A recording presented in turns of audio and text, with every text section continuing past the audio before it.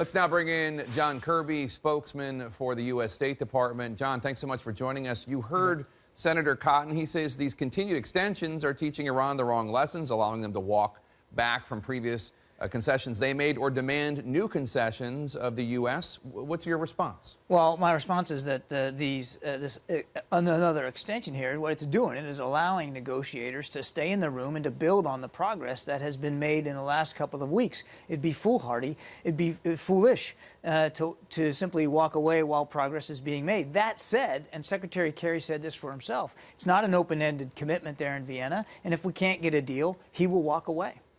Is it true, though, that every time one of these extensions happens, as Senator Cotton says, Iran goes back on something they had already agreed to, such as previously they said they would ship uranium out of the country, they would close down an underground bunker. Now they're saying that they want the conventional arms embargo on them lifted. Is that how this is working? Well, I don't want to get into what's being discussed inside the negotiating room. I think what I would say is that there still remains, and Secretary Kerry said this too, there still remains some key issues that need to be resolved. And I don't want to get into content, but yes, there are some issues that need to be resolved.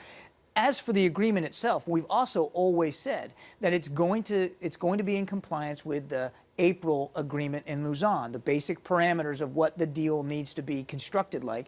We're not going to walk away from that. Those parameters, which Iran agreed to, are still the parameters that our negotiators are working toward. Senator Cotton and others fear that the so-called signing bonus that Iran will get from this deal, billions of dollars Iran will get when sanctions are lifted, theoretically, that money could end up, one way or another, in the hands of terrorists. Is there any way that this deal could include provisions to prevent that? Well, look, we're not unmindful of the fact that Iran, as a state, may continue to spend money, whether it's additional money or money they have now, on state sponsorship of terror and other destabilizing activities. We're not blind to the other things that Iran does on a daily basis that is causing tensions to rise in the Middle East and not decrease. So we're mindful of that, but we have mechanisms to monitor, and there will still be sanctions in place even if a deal is reached. Jake, there'll be sanctions in place to deal with conventional arms and other activities that Iran continues to pursue. John, as long as I have you here, I want to ask you about another world threat. In his nomination hearing yesterday, the nominee to be chairman of the Joint Chiefs, General Joseph Dunford, he said that in his view, Russia poses the greatest threat to U.S. national security. Does Secretary of State Kerry agree with that?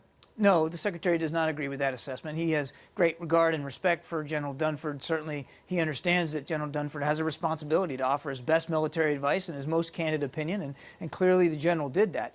But the Secretary Kerry's view is that Russia is not the greatest national security threat to the United States. There are many threats that we're dealing with, many challenges. Russia poses a security challenge on the European continent, to be sure, but we also cooperate with them on many things. For instance, these Iran talks right now going on in Vienna.